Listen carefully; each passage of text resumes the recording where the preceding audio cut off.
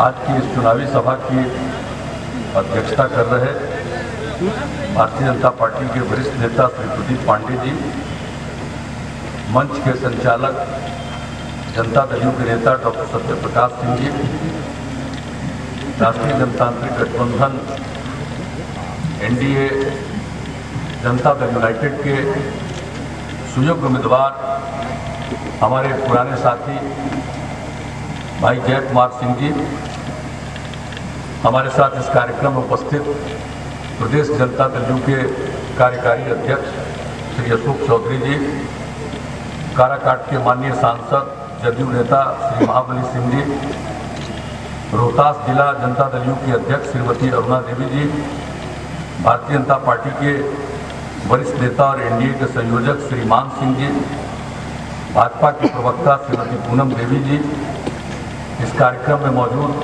Bharatiya Janata party के नेतागण श्रीमती पूनम देवी जी, श्री परमहंस राय जी, श्री कामेश्वर गुप्ता जी, श्री बच्चन चौबे जी, Madan Pandey ji, Praveen Tiwari ji, Hiralal Tiwari ji, Janata Dal you के हमारे सभी यहाँ उपस्थित साथीगण श्रीमती मालती कुशवाहा जी, छोटू सिंह जी, धर्मराज कुशवाहा जी, अमरेश चौधरी जी, भरत चौधरी जी, त्रिलोकी राय जी, रवि भेलारी जी, श्रीमती मानती मौर्य जी, गंगा सागर कुशवाहा जी, रामा मुनि यादव जी, अजय सोनरिक जी, श्री अमर यादव जी, सवा चंद्र चौधरी जी, श्री सत्येंद्र चौधरी जी, सुरेंद्र सिंह जी, कृष्णा चंद्रवंशी जी, संजय सिंह जी, भूपेंद्र खरवार जी, उपेंद्र सिंह जी, दया शंकर राय जी, धनजी राय जी, धनजी यादव जी, संतोष यादव जी, कशबू शर्मा जी, आनंद शर्मा जी, धर्मराज यादव जी, शिवेश शर्मा जी,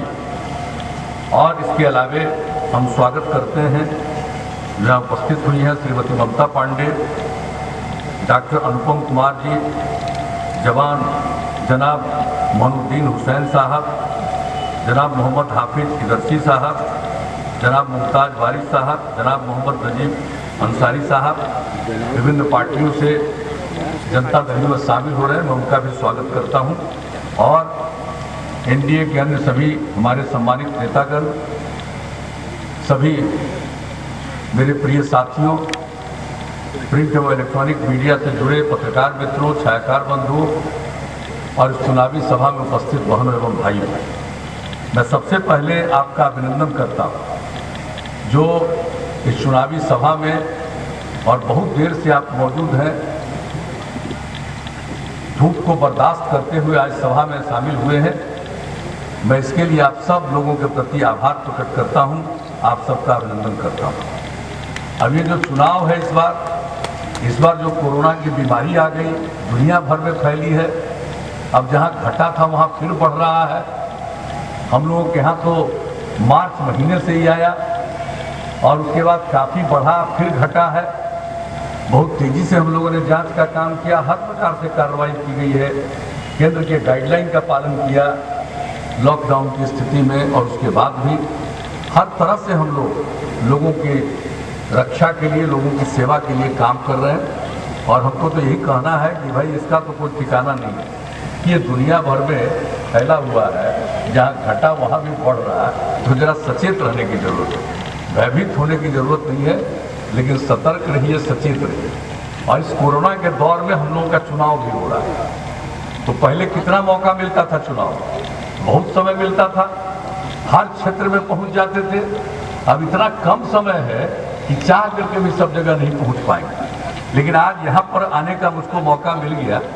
हम तो हमेशा आते रहे हैं यहाँ पर, आप सबको मालूम है। अभी जब जल जीवन हरियाली अभियान हम चला रहे थे, तो उस सिलसिले में हर जिले में कहीं न कहीं हम देखने गए। यहाँ पर तो इसी को देखने के लिए हम आ ही गए थे, और उसके पहले से लगातार हम देखते रहे, यहीं पर तो सभा होती रही सब दिन। तो आज आपके बीच में, और उस समय लोग कह रहे थे कि अरे भाई यहाँ पर कुछ बोलते हैं, हम करके आगे आके बोलेंगे, तो देखिए हम आगे आकर के फिर पहुँच गए आपकी सेवा में, आपके बीच में अपनी बात रखने का।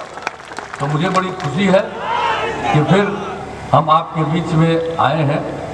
और एक बात जान लीजिए, आप लोगों ने हम लोगों को काम करने का मौका दिया है। अब ये 15वां साल चल रहा है, 15 साल पति पत्नी को मौका मिला, बिहार की क्या हालत थी, कितनी हालत और बिगड़ी थी। लेकिन उसके बाद, और उस समय मुझको कहने की जरूरत नहीं, शाम होने वक्त लोग घर से बाहर नहीं निकल पाते, आने जाने का कोई ढंग का रास्ता था, लोग चल पाते थे।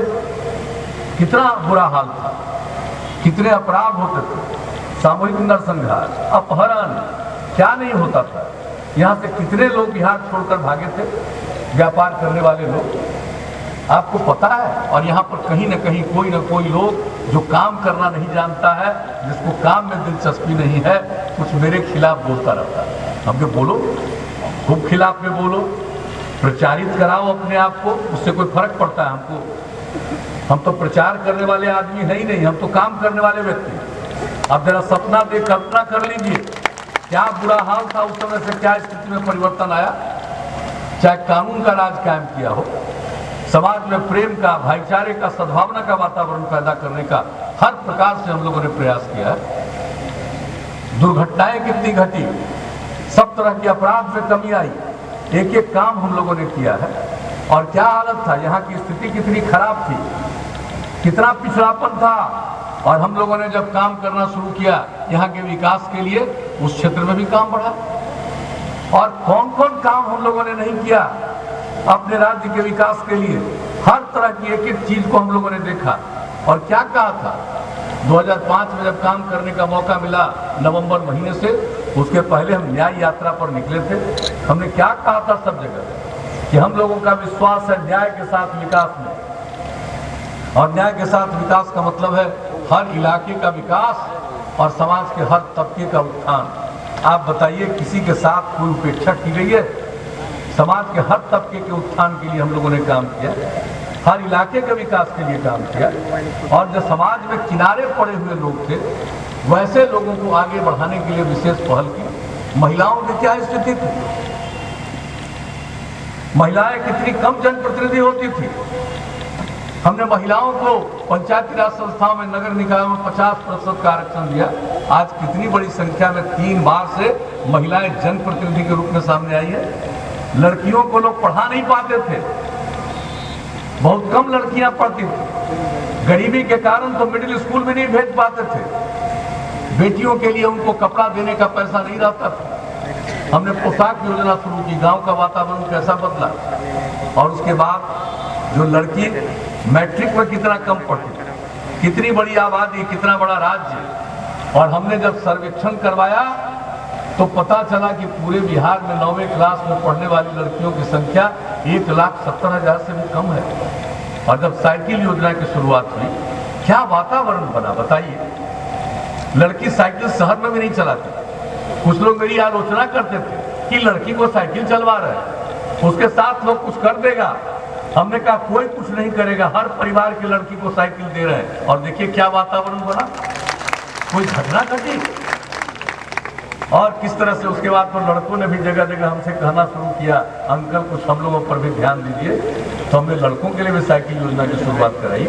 लेकिन आप सोच लीजिए, लड़कियां साइकिल चलाकर स्कूल जाने लगी, कितना आत्मविश्वास का भाव बढ़ा उनका। और आपको मालूम है 1,70,000 से कम जिसकी हमने चर्चा की, अब मैट्रिक में भी लड़के और लड़कियों की संख्या बराबर हो गई। और इस साल तो एक और खास बात हुई, जो मैट्रिक की परीक्षा में भाग लिए तो लड़कों से थोड़ा ज्यादा लड़कियां ही थी। अब आप सोच लीजिए, इतना बड़ा परिवर्तन आया है। लोगों को समझ में नहीं आता है कुछ। पति पत्नी में पत्नी को तो मौका मिल गया राज चलाने का, लेकिन किसी महिला के लिए कोई काम किया? वोट तो सबका लेते रहे। अनुसूचित जाति जनजाति को भी 2020 में चुनाव कराए थे, आरक्षण दिया था, अति पिछड़े वर्ग को दिया था। जब हम लोगों को मौका मिला तो महिलाओं को तो 50%, अति पिछड़े वर्ग को 20%, अनुसूचित जनजाति को उनकी आबादी के अनुरूप क्रमशः 16% और 1%। सब लोग जनप्रतिनिधि बनने लगे। आज उनकी इज्जत कितनी बढ़ी है, जरा जान लीजिए। अति पिछड़े वर्ग के लोगों को कौन ध्यान देता? अब उनके भी जनप्रतिनिधि होने लगे। अब तो लोग उनकी भी इज्जत कर रहे हैं, उनके पास भी अपने काम के लिए जा रहे हैं।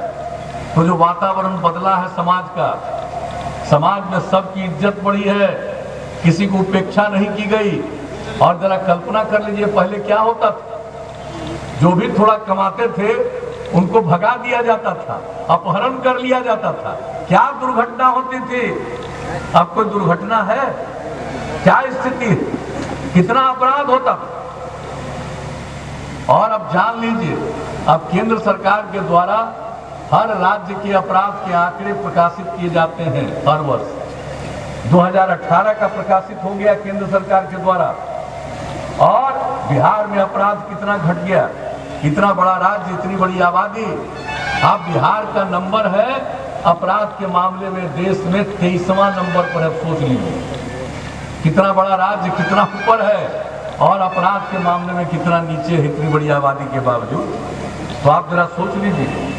और पहले विकास का तो कोई काम से मतलब नहीं था, लोगों का विकास में रुचि नहीं थी, अपने विकास में रुचि थी लोगों को, इसलिए ना अंदर है जी। और कौन कौन अंदर जाएगा इसका कोई ठिकाना है, अभी पता चल रहा है, सबको पता चलेगा कुछ दिन के बाद। तो ये हाल हुआ। और आपको मालूम है क्या बुरा हाल था, जो राज्य सकल घरेलू उत्पाद है, यानी प्रति वर्ष बिहार का 2005-06 तक जो पैसा था, धन था, वो था 76,466 करोड़। और जब हम लोगों को काम करने का मौका मिला, हम लोगों ने इतना मेहनत किया कि हर साल 12.5% की वृद्धि होने लगी, और अब हो गया है 4,14,977। अब उससे आगे बढ़ रहे हैं, 1,20,00,000 महिलाएं अब जीविका समूह से जुड़ गई। कितनी उनमें जागृति आ रही है। आप कुछ लोगों को देख रहे हैं आजकल, बयान देता है, भड़काने की कोशिश करता है। अरे जितनी जागृति आ रही है, आज जितने परिवार की आमदनी बढ़ रही है, और इसको और हम विस्तार कर रहे हैं, सबकी इज्जत, सबकी प्रतिष्ठा, जिनको क ख ग घ का ज्ञान नहीं है, 15 साल मौका मिला था, क्यों नहीं। जब देश भर में स्वयं सहायता समूह था तो बिहार में क्यों नहीं नाम मात्र का, क्यों नाम मात्र का था, और क्यों भी बहुत ही उस स्तर का नहीं जिस स्तर का हम लोगों ने बनाया।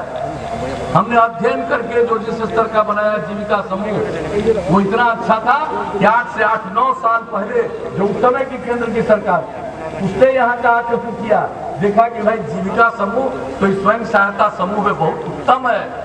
इसे देश भर में इसी पैटर्न पर आजीविका समूह बना उस समय। आप जरा देख लीजिए, हम कोई काम करते हैं, हम प्रचार नहीं करते हैं, लेकिन काम का क्या असर होता है। जब साइकिल योजना चलाए लड़कियों के लिए, उसका अध्ययन करने के लिए विदेश से कितनी टीम आई।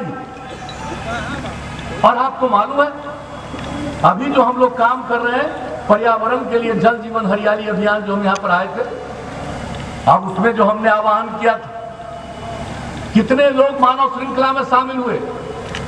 5,16,00,000 से भी ज्यादा लोग, 18,000 किलोमीटर से लंबी मानव श्रृंखला दुनिया में आज तक कभी नहीं हुआ। अब यहाँ पर तो लोग उस पर, यहाँ के लोगों को तो मालूम है, लोग बात को समझते हैं तभी तो शामिल हुए, लेकिन कुछ लोग इसके खिलाफ बोलते रहते।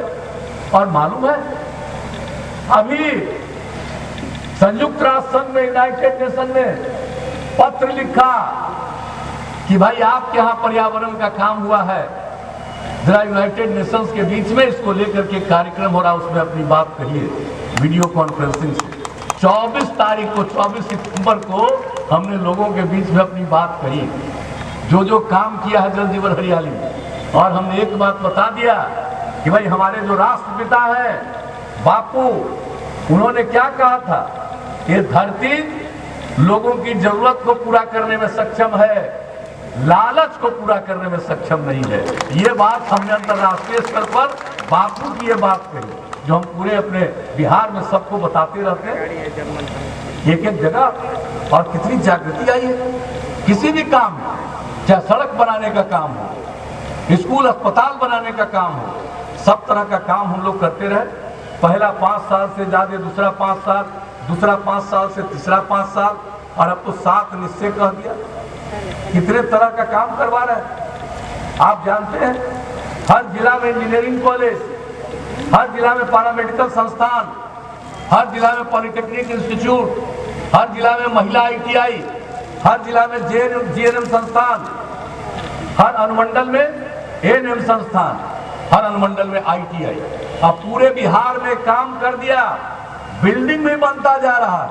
तो जो काम हम कहते हैं करते हैं और अपने बच्चों को चाहते हैं, बच्चियों को चाहते हैं कि वो आगे पढ़ें। और जो हमारा प्रजनन दर है बिहार का इतना ज्यादा, इसका हमने आकलन किया।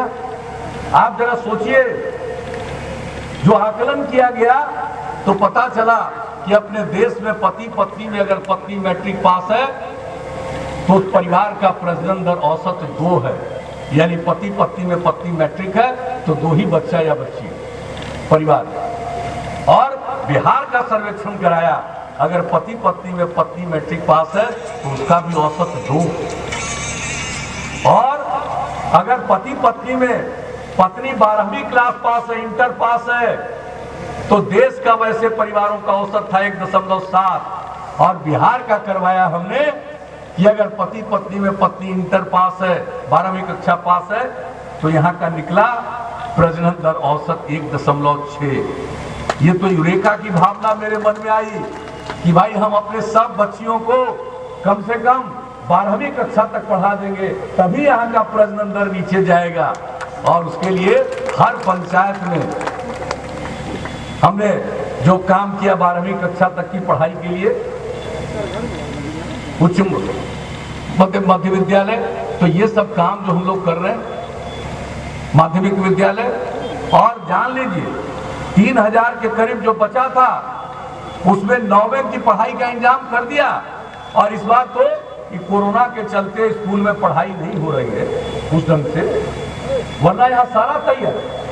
हर पंचायत में हम लोग इंटर तक की पढ़ाई पढ़वाएंगे ताकि हमारी लड़कियां भी सब इंटर पास कर जाए। और देख लीजिएगा कितनी जागृति आएगी। जनप्रतिनिधि जो हमने बताया, स्वयं सहायता समूह, शिक्षा, इन सब चीज के माध्यम से इतनी जागृति आ रही है कि और पुरुष और स्त्री मिल करके विकास के रास्ते पर बिहार को और तेजी से ले जाएंगे और समाज इसी से बदलता है। ये जान लीजिए, अगर समाज में आपने सबकी इज्जत नहीं की, हम लोगों ने सबकी इज्जत की, और आर्थिक आधार पर जब केंद्र सरकार ने संविधान में संशोधन करके बनाया 10% का आरक्षण, राज्य सरकार ने कितनी जल्दी कानून बनाया, असेंबली और काउंसिल से पास करा करके और इसको लागू किया। यानी समाज के किसी तबके को छोड़ रहे, अनुसूचित जाति, अनुसूचित जनजाति, जो हमने शुरू में आकलन किया कि वे बच्चे स्कूल से बाहर कौन रहते हैं, तो पता चला कि सबसे ज्यादा स्कूल से बाहर रहने वाले बच्चे या तो महादलित हैं या फिर अल्पसंख्यक समुदाय के। तो हम लोगों ने उन लोगों के लिए व्यवस्था किया, टोला सेवक, तालीमी वर्कर, स्वयं सेवक, इसके माध्यम से जो बच्चे नहीं जा पाते थे स्कूल, बाहर पढ़वा के आगे के क्लास में पहुंचाया। और आपको मालूम है अब स्कूल से बाहर रहने वाले बच्चे बच्चियों की संख्या बहुत कम है, 0.5%, आधा प्रतिशत से भी कम। तो हम लोग तो हर क्षेत्र में काम करते हैं भाई, एक एक चीज को देखते रहते हैं कि क्या करें। सड़क इतना बनवाते, अब आप जान लीजिए इतना काम तो किए ही। ये जो मौका मिला इस बार हम लोगों ने जो 7 निश्चय की बात कही, कितना सब काम कर रहे हैं इंस्टीट्यूशन का, और बच्चों को आगे पढ़ाने के लिए, बच्चियों को आगे पढ़ाने के लिए जो हम लोगों ने किया, स्टूडेंट क्रेडिट कार्ड योजना, 4 लाख रुपए तक की मदद। कोई अगर पढ़ना नहीं चाहता है, आगे पढ़ नहीं सकता है, कुछ काम की तलाश में घूम रहा है, वैसे लोगों को भी 2 साल तक 1000 रुपया प्रति माह की सहायता देना, स्वयं सहायता भत्ता। और तीसरा चीज, सबको कोई काम करना है, अगर वो आगे नहीं भी पढ़ा है तो कम से कम कंप्यूटर पर काम करना सीखेगा, तभी कोई काम मिल पाएगा। इसलिए कुशल युवा कार्यक्रम, 10 लाख से ज्यादा युवाओं ने इसकी ट्रेनिंग ली। महिलाओं को 35% का आरक्षण सरकारी सेवाओं में, पुलिस बल में पहले कर दिया। और आपको मालूम है पहले पुलिस में आपको महिला दिखती थी, अब जहां भी जाइए पुलिस बल में महिलाएं दिखती हैं, और जितनी महिलाएं बिहार में दिखती हैं शायद ही किसी और राज्य में दिखती हैं। तो महिलाओं को उत्थान के लिए जो काम, एक एक काम कर दिया, सबको लागू किया हम लोगों ने। और उसके बाद हर घर तक बिजली का कनेक्शन, 15 साल राज किए थे, बिजली तो और पहले से घटता ही चला जा रहा था। आप सोच लीजिए कुल मिला के 700 मेगावाट कुछ ही शहरों में था, और वो भी 24 घंटा 22 घंटा नहीं। और हम लोगों ने संकल्प लिया, निश्चय किया, हर घर तक बिजली इच्छुक परिवार तक पहुंचा देंगे। दिसंबर 2018 का लक्ष्य था, हम लोगों ने इस काम को अक्टूबर 2018 तक पूरा कर दिया। अब उसके बाद तो और भी लाखों की संख्या में और लोगों ने उसके बाद भी बिजली का कनेक्शन लिया। अब 6000, आपको उससे भी ज्यादा बिजली की आपूर्ति हो रही है। तो आप समझ लीजिए कि एक एक काम जो हम लोग कर रहे हैं, तो इसलिए कोई चीज नहीं। और उसके बाद क्या कहा था, हर घर में शौचालय का निर्माण, ये देश भर की योजना, अपने बिहार की भी योजना अब लगभग पूरा। हर घर नल का जल, और वो काम भी तेजी से, बीच में कोरोना के चलते थोड़ा कमी आई, लेकिन वो भी 83-84% हो चुका है। अब कुछ ही समय के बाद वो भी काम पूरा। हर घर तक पक्की गली और नाली का निर्माण, ये भी काम लगभग पूरा हो रहा। तो ये सब काम हम तो शुरू से कहते थे, अगर कोई खुले में शौच से मुक्ति पाले और उसको पीने के लिए स्वच्छ पानी मिल जाए, तो आज जितने प्रकार की बीमारी होती है 90% बीमारियों से छुटकारा मिल जाएगा। तो ये सब सोच करके हम लोग सब काम करते रहते हैं। ये काम तेजी से करवा रहे हैं, विकास का सब काम करवा रहे हैं। अब इसके बाद आगे जब मौका मिलेगा तो हम लोगों ने और सोच लिया कि अब युवाओं को और ज्यादा ट्रेनिंग देंगे। नई टेक्नोलॉजी बढ़ती जा रही है, सिर्फ कंप्यूटर पर काम सीखेगा उससे नहीं काम चलेगा। तो जितनी नई टेक्नोलॉजी है उसके ट्रेनिंग का इंतजाम कराएंगे, ताकि सब हमारे जो युवा हैं और युवतियां हैं उनको काम करने का अवसर मिल सके और अपना राज्य दूसरे पर निर्भर न रहे। इस नई टेक्नोलॉजी के लिए और इंस्टीट्यूट खोलेंगे।